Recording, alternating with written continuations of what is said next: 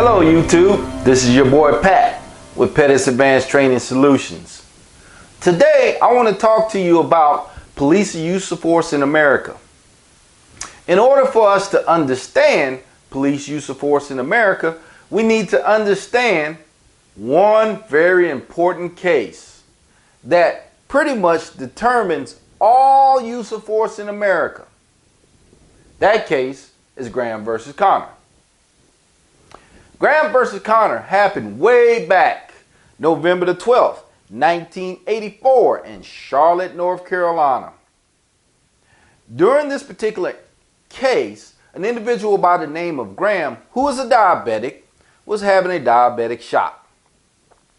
Graham asked his buddy Barry to take him to a convenience store to get some orange juice to stave off some of the effects of the diabetic shock. Once he went into the convenience store, he found that the line was too long for checkout. Knowing that he was about to be in serious crisis, Graham put the orange juice down and hurried out of the store and got in his car with Barry, and Barry drove off to find him some orange juice. Now, all the while, Officer Connor watched the whole situation.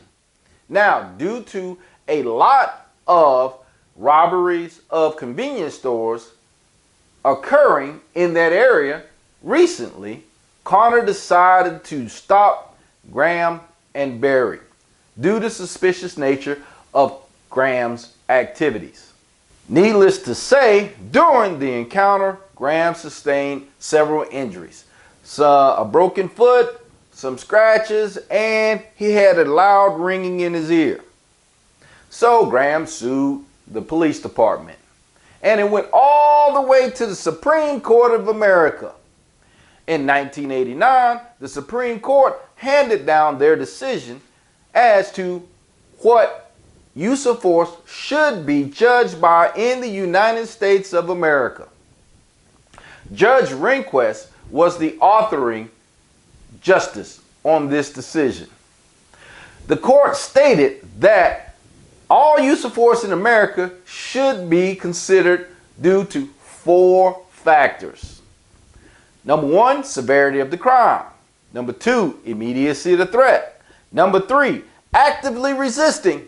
And number 4, flee. So let's talk about each one of these real briefly. The severity of the crime. The severity of the crime is not necessarily what the officers were initially encountering a suspect or an individual for. For example, if an officer stopped you for jaywalking and he started to smell alcohol and marijuana about your body and persons, then the severity of crime changes from jaywalking to a little bit higher offense. Number 2, the immediacy of the threat.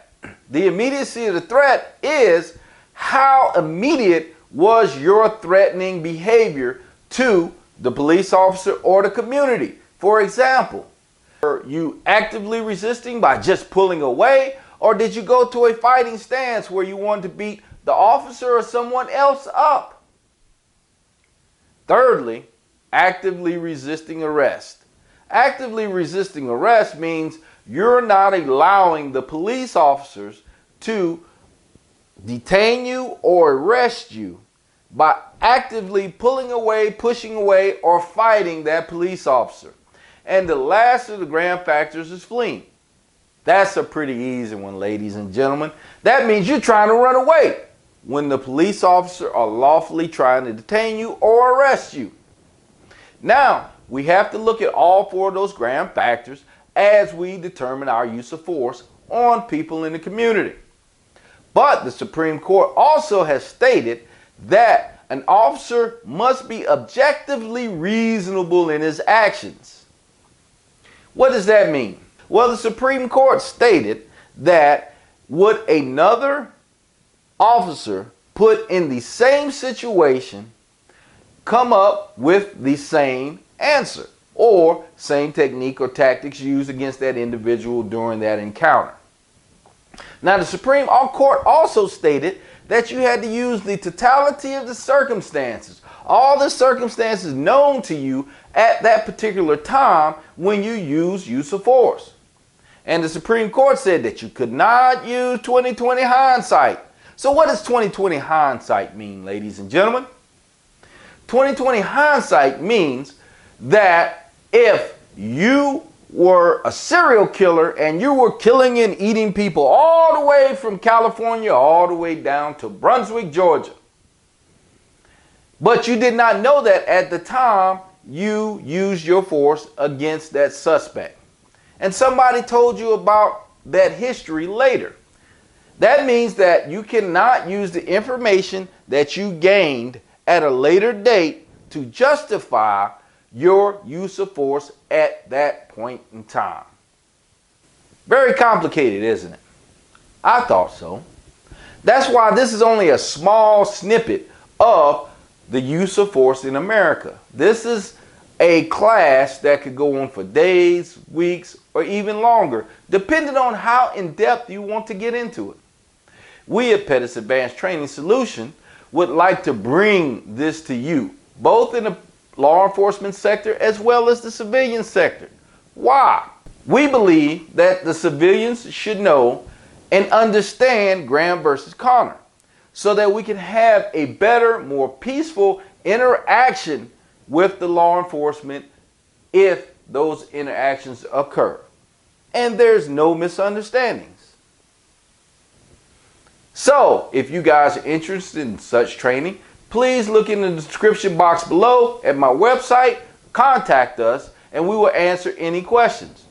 If you would like to leave a comment in the comment section below, please do so, and we will respond accordingly to your questions. Again, this is your boy Pat with the Pettis Advanced Training Solutions. Good morning, good afternoon, good evening, good night, depending wherever you are in YouTube land. We bid you adieu. Talk to you next time.